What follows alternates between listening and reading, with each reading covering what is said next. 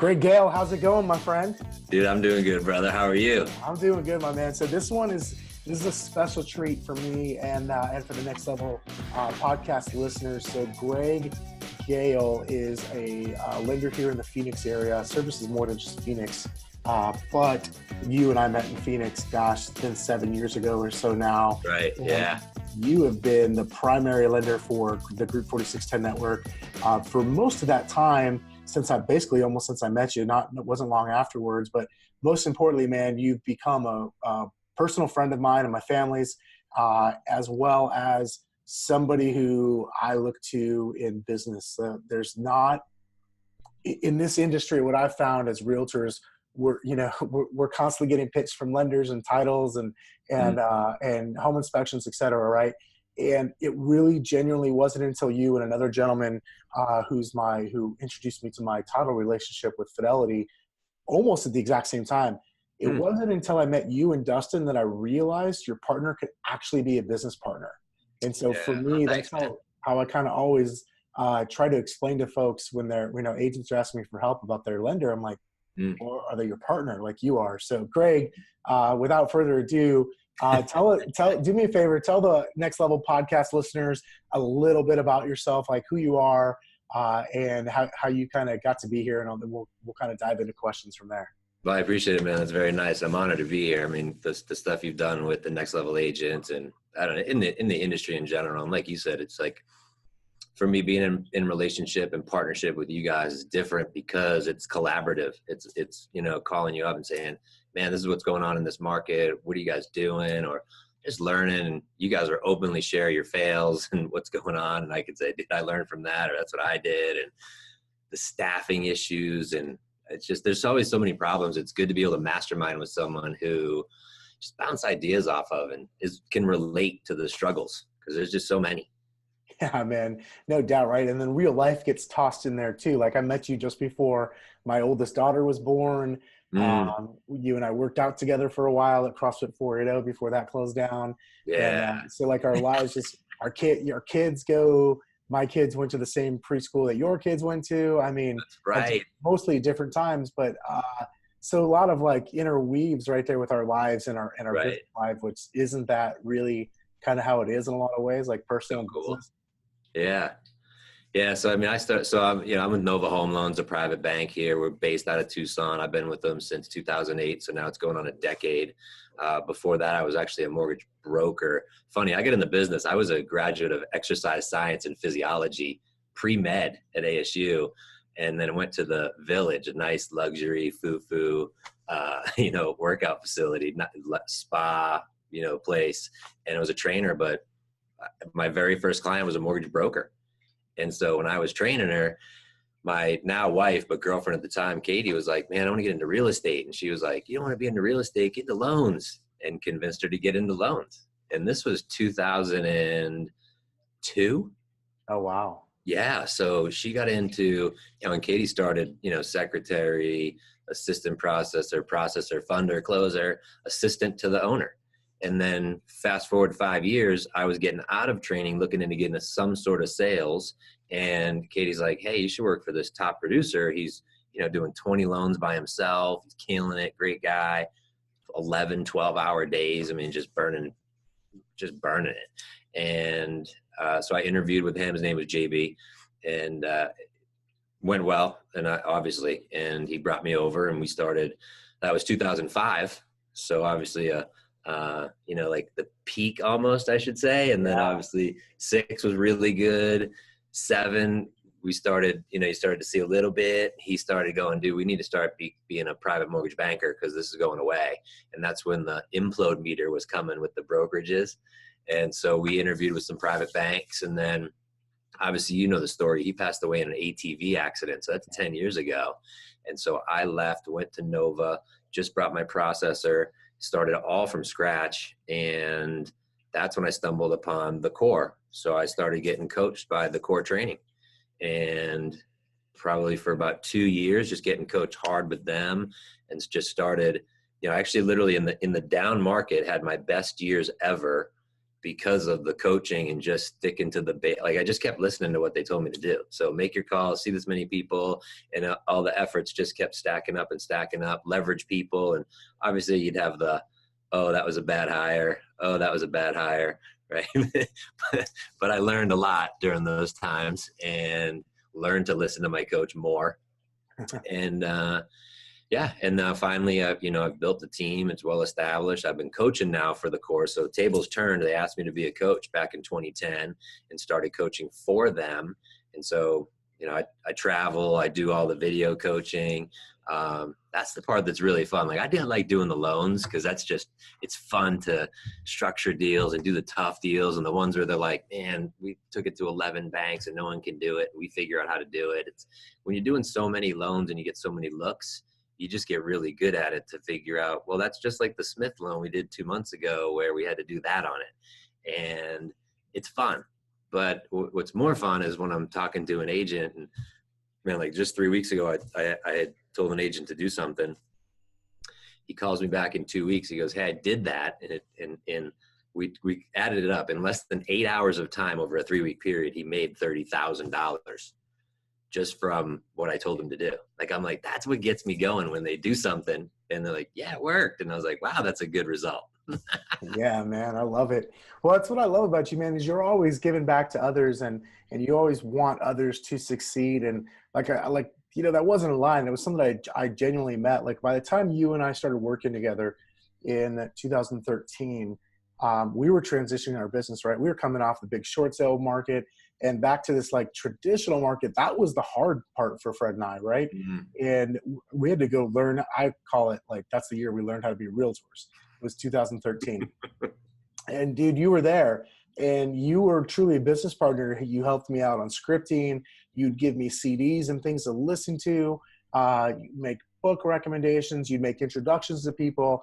And I never forget like feeling like, man, this guy's got my back. I wonder why all realtors don't have partners like this. Like, why is it that it's, who could buy the free lunch this month or whatever the thing is, or whatever the hottest loan program is, or I just went to this bank and whatever, to me, I've always gotten so much value out of our relationship. And that's why I wanted you to come on today too, is obviously that most of our listeners on this podcast are realtors, but there's certainly a lot of folks in lending and title and a few other people that service the industry. And my whole thought is like, the way you run your business now, I feel like you could turn off your loan business today and basically got to go out and get a real estate license, but you'd be a top producing realtor in no time is my suspicion. Well, thanks, man. I think that some of the stuff it just goes hand in hand with both industries, right? So some of it's the mindset, the scheduling, and yeah, I think that the scripting and knowing, like, for example, when I was telling the agent 3 weeks ago, I said, you haven't called your database. Like you're really fast at calling those internet leads and you're telling me about the farm you're doing to strangers, but you're not farming your own database. And then I did that little letter of the week that we've talked about where you just called everyone with the last name A and the next week B and next week C. I said, hey, why don't you just call the A, B's, and C's over the next 3 days and just tell me what happens? And he called the A's and in less than 2 hours, he got a buy and a sell. He called the B's, got nothing. Called the C's, he got a sell. And I said, well, what's the average price on all those? He's like, about 300. And I was like, cool. So it's $9,000 each. You're at like 30 grand. He's like, yeah. And I said, cool. You got like 23 more letters to go. Yeah, keep going, right? Like, isn't that amazing? Yeah, but I think a lot of our stuff just translates into other businesses. Like you probably go to restaurants and you kind of like, I don't know, I kind of nitpick at service item. Like, man, if they would have just done that. Or like, here's an example. Like, what's one of your favorite restaurants? Mastro's. Cool. So have you ever gotten a call the next day from Mastro's that said, thanks for coming in. Hey, how was it with Trisha? Oh my God, how'd you like that steak? Oh, great. Hey, can you come? Hey, before Mr. Kaufman, I want to schedule your next time to come in. But before I do that, is there anybody else you think would enjoy the experience here at Mastro's? Like if they called their hundreds of people and just said that, would they get another person reservation and make hundreds of dollars off that person? Guaranteed. So why don't we do that after we close on a house? How was the move? How many boxes you got left? Cool. Do you need a handyman? Do you need my pool guy? Do you need my landscaper? Oh, no. Oh, I'll introduce you to Javier. Hey, before I let you go, do you know anybody else that's looking to buy or sell right now? If you'd come across anyone, will you think of me? Like, we want to stay top of mind, but we don't do it. We're just on to the next, which is a normal mentality. It's just, do you have that wherewithal to say, all right, it's the first of the month, I'm going to call everyone that closed in January. I'm going to call everyone from February, and just call the last month, put it in the calendar, and then commit to do it. But no, like you said, the shiny object of the new thing, and let's go have lunch with that person that can't refer me a deal. Let's just scroll through Facebook because I know I can do something in there. No, it's like, if you can go through and target and find people, great. But if that can be after your activity of mining your own database. Yeah. So tell me, okay, so give me an idea real quick, Greg. So, so you run a branch, you run a team, you're coaching. Tell me about your team. Tell me about your branch. I mean, what's the production level like out of those two, and how much time are you spending doing that, and what's your coaching life look like as well? Yeah. So what's nice is the core, our model is that you can't be coached by anyone that's not bigger, doing more units, more money in the bank, because our philosophy is make more, save more, give more. And so you have to be coached by someone who's bigger, because then they've kind of trudged that path already and can give you the tips, versus someone says, well, I used to close 300 deals and this is what you should do. It's like, our model is like, hey, I'm doing 30 loans, you're doing 20, listen to me. Yeah. Oh, you need to hire that person. Great. When I did that, this is what you should do. So very experiential, but it's very structured. So for me, it's 2 hours a week of coaching, 1 extra hour of coaching with the owner, Rick Ruby, and then 1 hour dedicated to extra calls that the students can have with us. And then there's just our travel 2 times a year. So it's pretty minimal of 5-6 hours a week is dedicated to just the core. And then the rest is my normal production. So for me, like, my team is set up where I have 2 people dedicated to me. And then there's other people that we have in the branch, like an executive assistant. You've met my marketing gal, Lori. She's for the whole branch. So I don't say she's on my team because I share her. Same with my processors and things like that. So there's 2 direct, and then 4 ancillary people that help support the business. But in-house, and you've been to the office, I've got the underwriter in-house, my processor, like everything's in-house. So it's more control. And that's why I went from brokering to banking, because it's literally like, hey, I need, can you do this income for me? I need a couple $100 to make this work. Will this work? How do I make that work? And very solution-based is like a requirement in the culture I have here. And then there's 21 people total in the building. So I've got 2 other big loan teams that are here. Also, they're coached by the core, so that helps as well. So we all kind of run the same thing. Like, today's Tuesday. It's Tuesday update day. So it's, did you make your updates? How many appointments did you set? How many referrals did you get? How many current client referrals did you get? So it's like, we gamify everything to keep the excitement and energy levels going. I love that. Fun. Yeah.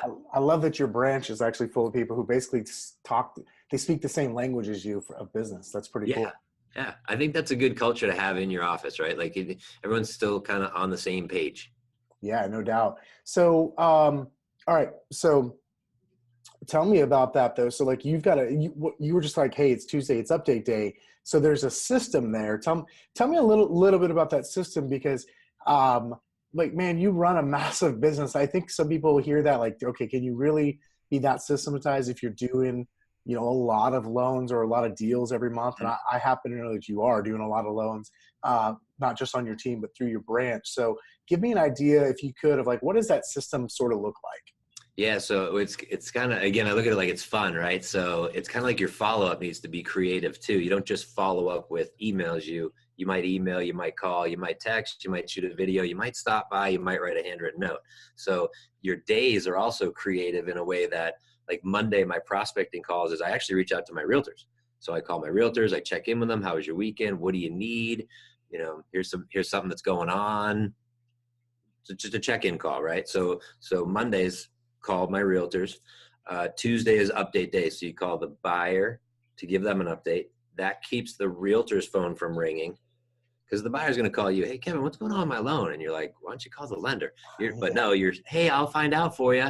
And then you hang up, you call me, hey, dude, what's going on with his loan? And then you feel obligated to call them. So it just messes you up. I want you to have as much prospecting time as possible. So I give the update to the buyer. I give the update to you, or for you, your rock star TCs. I call Gale. Hey, Gale, here's what's going on with these 5 files we got going. Done. And then I call the listing agents. Now, for me, I want to call the listing agent because I don't work with them. So I want to earn their business, earn an opportunity to help them, earn an opportunity to earn their business maybe in the distant future when, maybe they have a fallout deal or something. So I want to keep them updated so they're happy, because they typically don't hear from the lender. Yeah. They don't hear when there's a problem. They don't hear from or they hear from they're like, why aren't docs out? Why isn't the CD out? Why is the title company blowing me up? And then they call the lender and they can't get a hold of them. So obviously, if we're pushing out the communication, we're trying to stand out, right? Yep. That's one of the key things that you've done too. Like, one of the other things I love that you guys have done is, you've helped us, especially in a competitive buyer's market, when we're competing, you guys have actually helped us get deals for our buyers, because, we'll make sure that the LO on your team, whether it's you or one of the others, are copied on the offer submission. You guys are always quick to pick up the phone, reach out to the listing agent, make a phone call, send an email, say, hey, Mr. and Mrs. Smith are this, and this qualified, et cetera. So that way the listing agent's got a really strong comfort level with not just the buyer's ability to close, but your ability as the lender, who's a third party who's going to have a big interest in this transaction and big impact on it, to get the job done. Well, absolutely. And we, especially in our market, it's super competitive right now with limited inventory, and it's happened in a lot of places. And people are burned by the lender, right? And so obviously if we're making that outbound call, but I think that every agent that's hearing this and watching this should ask their lender to call when they're submitting an offer with that lender on the pre-qual and say, hey, will you do me a favor and call them? Now the agent should also, call the listing agent and say, hey, my offer's coming. They should also maybe write a little letter, have the buyer write a little letter. Oh, maybe, and I know Steph on your team has done this, taking a picture of the buyer at the house to get that emotional connection to close the deal, right? I had someone, I don't think, it might have been Steph's deal, but we took a picture of the borrower on the steps of the inside the house. It was like a spiral staircase. Oh, and yes. The female seller, right, the mom, wife, said she started tearing up. It was $5,000 under the other offer. And she said, I want them to have it, because that's where they took their Christmas picture year after year after year they were in the house. Like, that's the little stuff, but that's part of selling, right? The emotional selling. So the picture, the letter from the veteran, hey, I'm a veteran, I want to buy this house, da, da, da. And they're like, dude, how do you refuse that, right? And then the lender calling. If you go in with the full artillery, right, to that listing agent, you're more apt to get it. And like, why not? Like, why would I just say, I'll just submit the offer, email it in? We don't mail anything in. You gotta go all in to get the buyer the house. And that means your lender's got to call. Yep. I mean, best foot forward means the realtor, the borrower or the buyer, and the lender have got to all be on the same page and working towards it, especially in a competitive market, right? Yeah. Yeah. I mean, going back to those theme days, on Tuesday, if I was an agent, right, and I'm calling my listings to give them updates like, oh, hey, we had no showings. By the way, remember when we talked at our initial consultation and we signed the listing agreement, we had said if we don't go have any showings for 2 weeks, we're going to have a talk about dropping the price. So I want to make sure I'm going to come by tomorrow at like 6 o'clock. Hey, is Katie going to be there? I know she really likes that Kim Crawford. I was going to bring the Sauvignon Blanc so we could have some cocktails while we talk about what we're going to reduce the price to. Okay, cool. I'll be there at 6 o'clock. If you just call out of the blue 3 weeks into an escrow and go, hey, we need to meet. We need to reduce the price. We had no showings. It doesn't go over so well. But if you're calling every Tuesday with an update, hey, no showings. Hey, next week we might have to talk about something, or hey, we got 2 more open houses coming. I'm going to get you that feedback. But they need the communication, because what happens in such a big transaction too is we take it for granted sometimes, but they're just spinning. They don't know what's going on. And when it's no news is bad news. Yep. When you're the consumer, right? Yeah, man, I don't care if you're the buyer or the seller, like, moving sucks. And, I feel like as agents, we probably should go through that ourselves every couple of years, every 3, 5, 6 years. Like, we should have to get a new loan, if nothing else, refinance, right? Man. Like, because you start to put yourself. I was talking to one of our top agents today, And we've been stressing this because we've got a lot of younger folks on our real estate team that haven't ever purchased a home. And, we've been stressing to them recently, like, guys, go through the process of getting qualified, whether you buy one or not. I don't care. You need to understand what your clients are going through. Oh, that's a good tip. And, if you've never sold a house either, same thing. Like, it's not, we tend to get clinical as realtors who do this day in and day out. And we can forget about the emotional side because we're doing so much.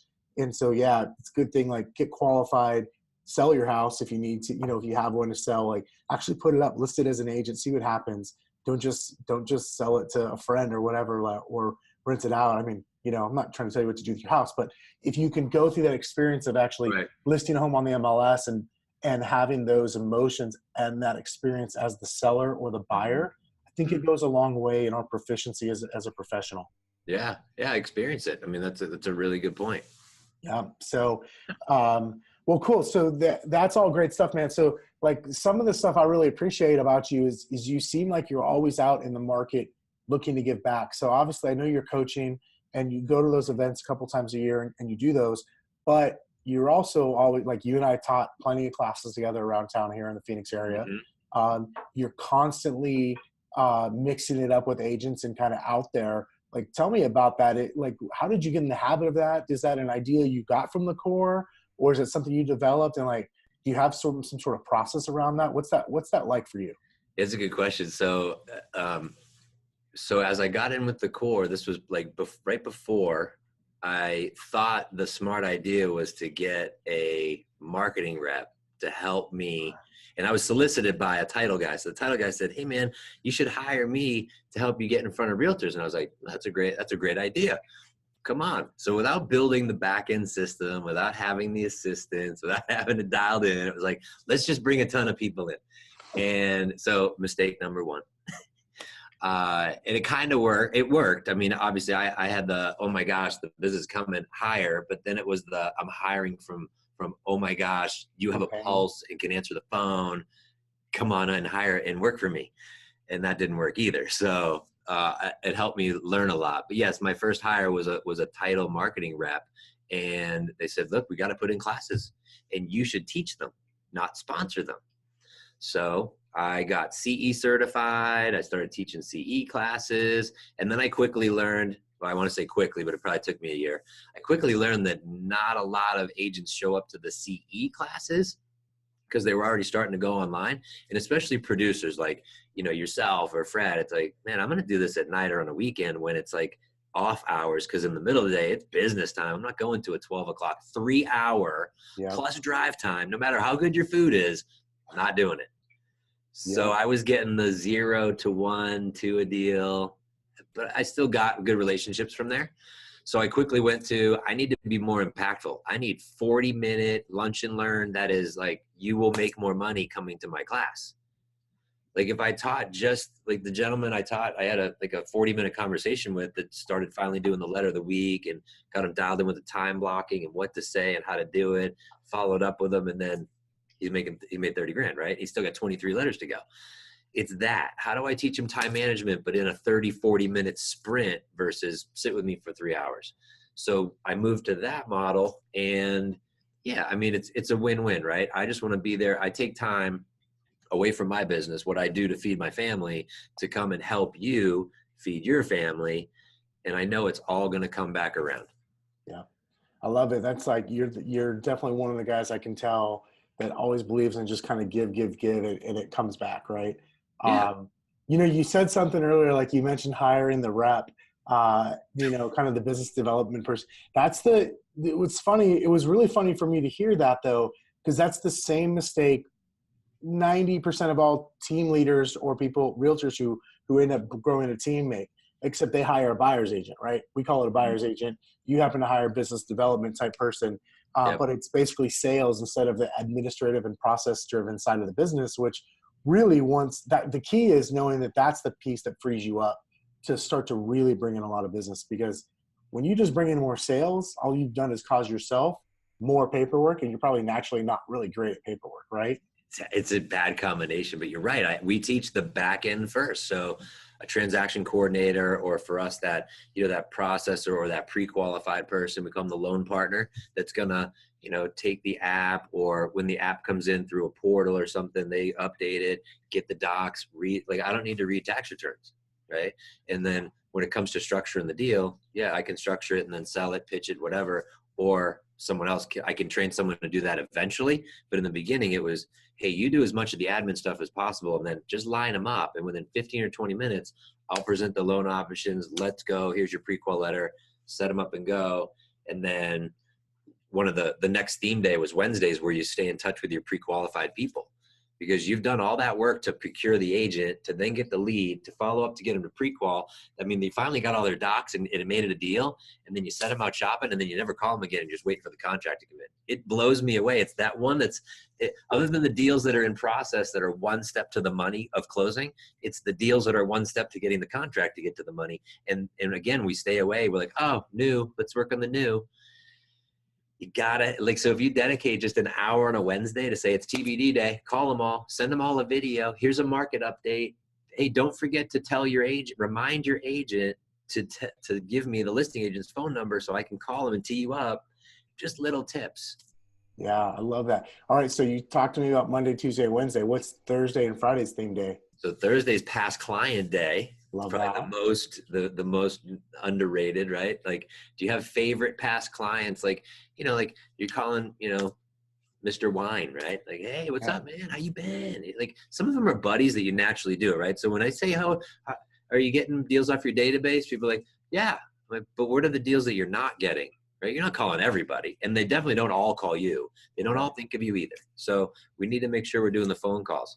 And then Friday is the business people. So the CPAs, the financial planners, like I asked an agent yesterday, and then I asked this agent 3 weeks ago, and I said, how many deals have you gotten from your CPA? I said, 0.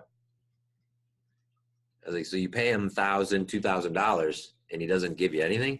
And this guy's in front of a lot of people. So either his wife's a realtor or you're not asking. Because it's not on, like, would you blame the CPA, or would you take ownership yourself that he's not sending you deals? Yeah, you got to take ownership yourself in that situation. I didn't ask. Look, they're not marketing people. They're doing their job. Types, right? They just do this. Someone could literally be in front of them and go, yeah, I really need to refinance. And the CPA is going, yeah, do you have your 1099 with you? Like, they're not thinking, oh, you should call Greg. But if I call them once a month, take them out to lunch, hang out with them, give him a tip to call his database. Like, has your CPA ever called you, man, and said, hey, I'm gonna book you guys some time to have your thing, and I'm gonna send you the portal to upload your stuff. Do you need me to courier your stuff? Oh, let me get with David to get all your bookkeeping and stuff. And oh, hey, Kevin, before your next appointment with me, could you refer me one person that needs my services? I mean, if he did that to his 300 book of business that he's going to review taxes for, right, then he would make more money. But you just made him more money by sharing a tip to him. He's going to be super thankful and want to give back to you. But if you call him every month, hey, man, I'm just checking in. How's it going? Like, I called my CPA before the October 15 deadline, and he goes, oh, dude, I'm dying over here. And I was like, what's going on? He's like, I got 80 returns to file, and I don't think I'm going to finish. And I go, well, whose fault is that? He goes, well, it's theirs, because I followed up 3 times and said, here's your deadline to get me their stuff. They didn't get their stuff, and now they're going to have to pay the penalty. He goes, I did my best. He goes, but 80 in like 2 days or something? It was like some ridiculous number. But he had 80. And I was like, wow. But these guys go down hard for that last couple weeks. Then they take a week to decompress, and then I follow up with them like 2 weeks after the filing date. So just check in with them. Hey, man, let me buy you a drink, a coffee, a cigar, or something. Hang out with them. They have a ton of business in their database, but you have enough deals that you could refer to 2 or 3 CPAs, 2 or 3 financial planners. So it's the business people, are the agents, are the loan officers reaching out to these, we see social influencers out there. These are like real life influencers, right? Yeah. These guys influence hundreds of people on their tax returns or on their financial wealth.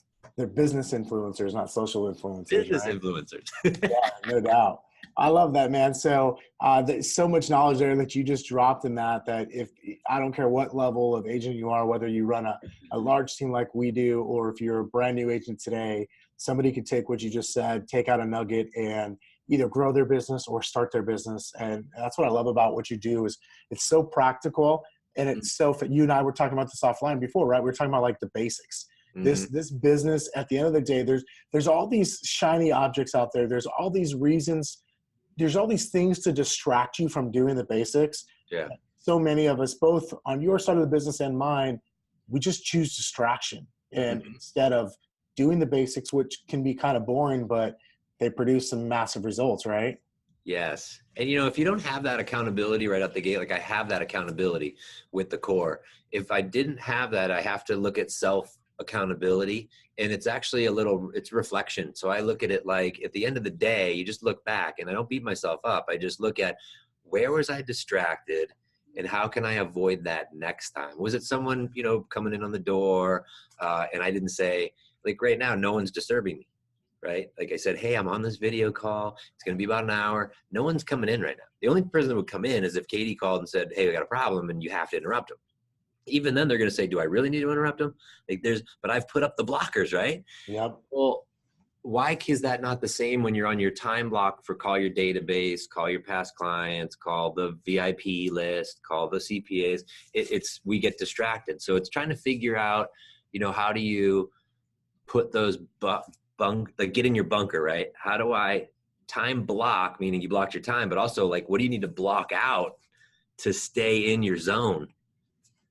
Yeah. I mean, man, it's so simple, and yet, truthfully, it's also profound at the same time. Yeah. It's hard, man. It's a challenge. That is the challenge, right? And I think what makes it more challenging, it's not that the work is hard, because it's not hard to actually call somebody and have a conversation or take them to lunch or whatever, but it's just staying distraction free so you can do exactly that, because there's so many people and things and sites, et cetera, that are all aimed at taking our attention away from what matters most. Yeah. Well, and I think that sometimes, we talked about it earlier offline was, right now it feels good, right? So I'm prospecting, but then like 4 contracts came in today, but that's from effort months ago.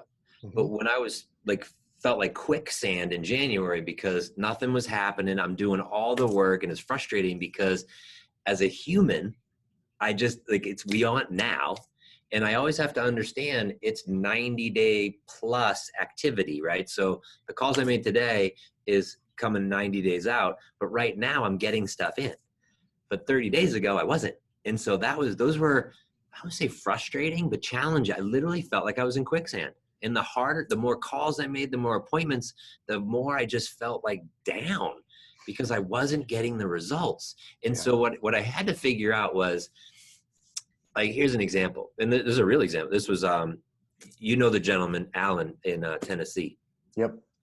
And he did his numbers, and on his VIP list alone in 1 year, he netted, it was like $600,000.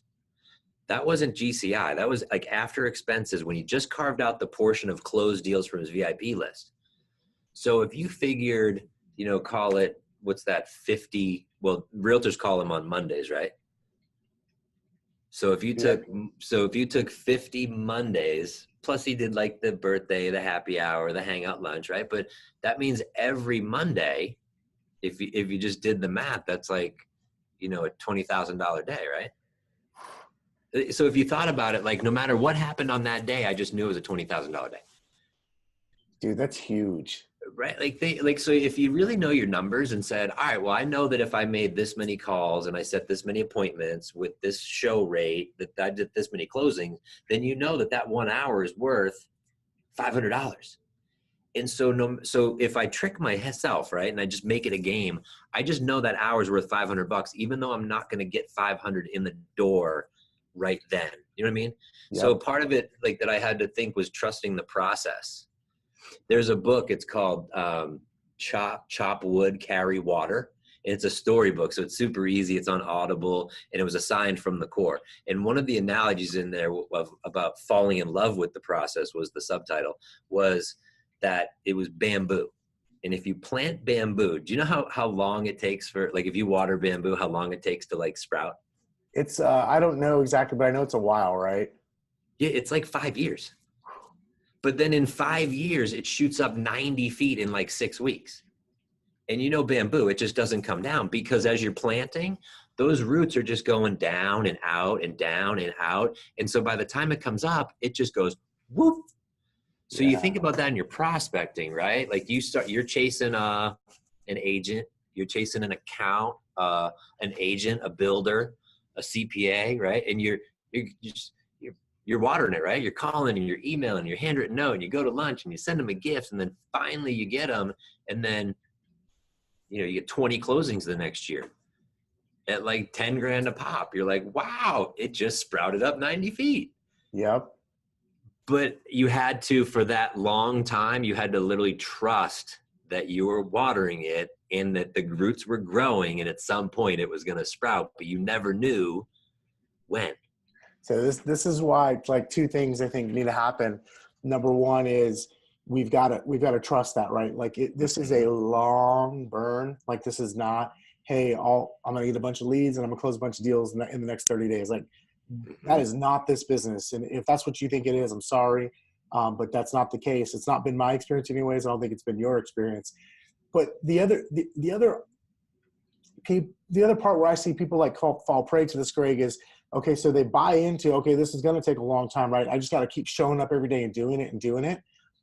But then I'll see people that like, they'll just keep doing the wrong thing every day because like they're creative and they want to do it their way. And so they call these people, but they don't really use the script and they don't really learn how to adjust their talk offs. And so that's why I think it's so important, whether you hire a coach and you go through a company like the Core, or just work with like a partner like you or someone else in your office, but that you use a proven method and path. Like obviously you were able to trust in what the Core was teaching you because you saw other more successful people who had basically done exactly what they were asking you to do.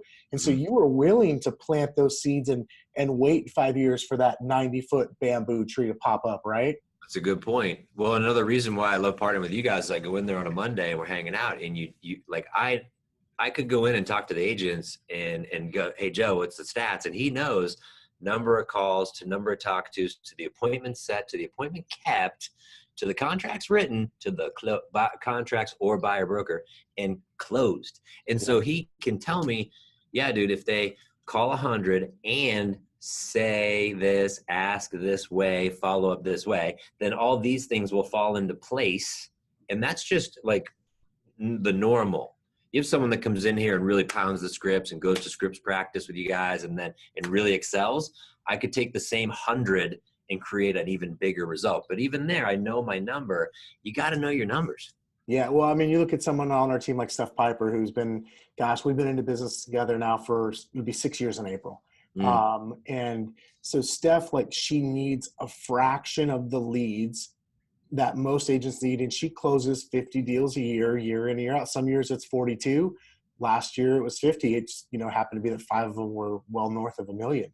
So, I mean, here she is closing almost $20 million in real estate with very few new leads. And it's because over time you start to hone that. If you really become a student and master what you're doing, you can actually start to make more with a lot less. I agree. She really has worked in mastering her craft like that. Oh, she is, man. She's a ninja. You know that. Like you've worked with her plenty of times, right? And I always say Steph will, she's that agent that will look at you and bat her eyes right as she's slitting your throat in a negotiation. You don't even know it. Yes. But like that's something she's developed over a long period of time, and she's put in the hours. She's put in that time. And that's what you've done too as well. That's why you've grown such a massive business, and something I just appreciate about you from like a business perspective. Forget about the fact that I like love you as a person and like to hang out with you and all that stuff. But I like to watch your business as somebody who I observe businesses. It's just a weird thing that I do. And I like to observe the way you go about your business and kind of learn from that. So well, you've often said it. You said success leaves clues. So if we study successful people, successful businesses, there's clues, and it doesn't matter what the business is. Yeah, no doubt about that, right? Like I'm all about, I don't want to reinvent anything. Like I'm creative, but I don't you got a system that works. Like people laugh at me. You got the same, I have the same luggage that Fred has. And it's because he went and did a ton of research before my wife and I and him and his wife went to Europe in 2010. he went and did a ton of research, and he bought these bags, these Osprey bags from REI. And I was like, did you do all the research on that? He's like, yeah. I was like, well, tell me what you found. And he told me. I'm like, oh, I'm going to buy those too. And like, he spent like 5 hours researching it. I spent like 7 minutes. And he still teaches me about it to this day. I'm like, bro, it's a proven model. Yeah. Like, I just saved myself 4 hours, 53 minutes. I'm going to go get some more business. See you later. Right. Yes. So, I love it, man. So cool. So, all right, dude. So real quick before I wind down, I've got another question for you that I like to ask everybody. But before we do that, like, how can people get in touch with you? What kind of other stuff are you into? You know, anything at all that you want to share. But if someone most importantly, if someone wants to reach out to you, so Facebook, Instagram, Twitter, like, where's the best place for people to connect with you? Yeah, I mean, really, it's just just hit me on the cell phone. Just call me or text me. But I mean, you can put it in there. I mean, I'll give you my cell phone right now. It's 602-743-4679. You can text me and I'll reach out. You know, one of the things I've tried to avoid is wow, he does so much, he's too busy. And have an unapproachable, and look, it's just a perception that other people have, and I don't like it. So, you know, I'm always wanting to return the phone call, return the text. The Instagram is My Fit Mortgage. Obviously, coming from the fitness background, I tried to, you know, get into that realm of, you know, so how fit is your mortgage? How fit is your budget? So My Fit Mortgage, you can follow me there. I try to put inspirational and stuff on there and coaching. If anyone wants to be on my video distributions, I video my students all the time and send them stuff, so they can do that too. Just text me. But yeah, and you know, the other stuff that we didn't even touch on is, you know, our whole study of like the health and wellness and how that taps into your success of business, of, you know, optimal amount of sleep and the red light therapy and the cryotherapy and the nootropics. And I mean, I had a gal the other day, and super sweet. She's fighting Lyme disease, and she's so far ahead with the stuff. But she introduced me the other day to a gentleman at a charity event, and she's like, "This is my only non-Lyme friend that does so much stuff more than people with Lyme disease." And I was like, huh. Because it's the stuff that, like the cryo and the red light and the vibration plate and just the different stuff to try to hack to just have more optimal performance. Yeah. In network, not like a professional athlete. Yep. Yeah. Well, I mean, we are like, you know, people, I read something like LeBron James spent like $1 million on his body a year, kind of like performance enhancing stuff like that, you know, cryo, whatever. And, you know, and a lot of people will say, when I tell them that, like, well, yeah, he makes his living with his body. And I'm like, yeah, so do we. Yeah. Like, don't we do that too? Mm-hmm. Because if you, like you and I, at the time we're recording this, I don't know what time it is right now, but we started at 3 p.m., right? Mm-hmm. So I know that there was a time in my life where at 3 p.m., dude, I was kind of like, man, I had lunch today. I'm tired. It's Tuesday, but it feels like a Monday. And I'm like, I'm just ready for bed. But so if I feel like that every day at 3 o'clock, like, how productive am I going to be? Right. So great. Right. I put in a good 4 hours of work today. Yeah. And that's not good enough for the goals that I have and for my family. Yeah. And how do you show up at home, man? You don't want to give your second best to the home. Yeah. Right. So that I knew this was going to come up. That's why I didn't ask specifically. So here's my question for you, man. Well, no, this is going to come up in this. I'm certain it is. Because I think I know you well enough. So I asked a question I got from Dave Asprey, Bulletproof Coffee guy. So on his podcast, he always asks people, what is your tip, your piece of advice or the top 3 pieces of advice for just kind of kicking more ass at life? And so it could be about business, personal, whatever. But Greg, someone comes to you, they might be a coaching student. They might just be a fellow lender. It could be a realtor, could just be a friend. And they say, Greg, like, you know what? I'm doing good, man, but I want to turn it up a notch. What are your top 3 pieces of advice for that person? I think one is that there's a process for everything. So no matter what the problem is in your life, and whether it's marriage, fitness, health, business, that there is a process, and whether you can self-reflect and figure it out, or you need to reach out and get somebody who's really good at it. So if I was having trouble with my finances, I would seek out someone who's really good with their money, like great budgeting, great investing, whatever. And I would buy them a cup of coffee, sit down with them, learn from them, and then figure out, what do I need to do to put a process in place? If someone was having a struggle with their marriage, I'd seek out counseling. I would set a date night that was in the calendar every week. It's a non-negotiable. There's a process to fix everything.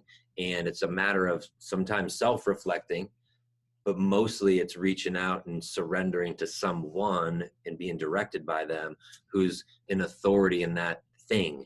So you might have someone who's a relationship person that's helping you. You might have someone that's in business helping you, a wealth person helping you, a fitness person helping you, a nutrition person helping you. There's no shortage of in the information, but it's you can fix anything if you really just want to, and that there's a process to do it. I think the other thing, if someone was like, hey, I just want to get a little more out of me, more out of my day, more out of my business, it's time, right? And so it's looking at taking a self-reflection of your time and like, man, am I watching too much TV at night and staying up too late, burning those hours when I could be getting to bed at 10 and waking up at 6, 5, a little bit earlier, and having a little morning routine, because in the morning is when you have the most energy. Your brain is the most open, like a sponge to soak stuff in. So that's your time to read a good book for 15 minutes, nothing crazy, but absorb knowledge where I can, increase my own knowledge in whatever area I want to. That you can get into some activity of just like a little bit of stretching or some meditation. Because again, a lot of this is just mindfulness awareness. Like if you're just more aware, you'll fix it all. Yeah. It's when you were not thinking, like how many of us have said something that were like foot in the mouth, wish I could take it back. It's because you weren't aware at the time that you were about to say that thing. But man, if you had the wherewithal to be aware and you'd be like, ooh, I'm not going to say that right now. There's times where you just like said it and you're like, oh man, I shouldn't have said that. But if you had more energy, you're more aware, right? So some of that is that meditation piece. And I think last is like this, and like, our relationship is hanging out with people that are like-minded, but also that help you not only to grow, but also keep you in check too, right? So it could be I'm in hyper, like, oh man, I want to do this. And you're like, there's someone that says, no, not a good idea, not always supportive. And yeah, dude, whatever, go. And it's setting you up. So having that collaborative, people that you just surround yourself that are good people that you want to hang out with, that will always elevate you. And it's just a reciprocal relationship. Yeah, totally agree. Love that, man. Well, those are 3 great pieces of advice for kicking ass. Greg, dude, thank you for your time today. I really appreciate it. I appreciate it. This was a lot of fun. And guys, I can't stress it enough. If you've got questions for Greg, please reach out to him. He's a wealth of information on business, obviously not just in the lending world, but just in business in general. He's been one of the smartest guys that I've ever spent time around and had the pleasure of calling my friend. And I would highly encourage you to get to know him. And especially if you're in a state where he operates and can do business, I can tell you firsthand, like he rocks it. So Greg, Gale, thanks a lot for your time, dude. I really appreciate it. Thanks, man. Thanks, everybody. All right, guys, we'll talk to you next time. See you later.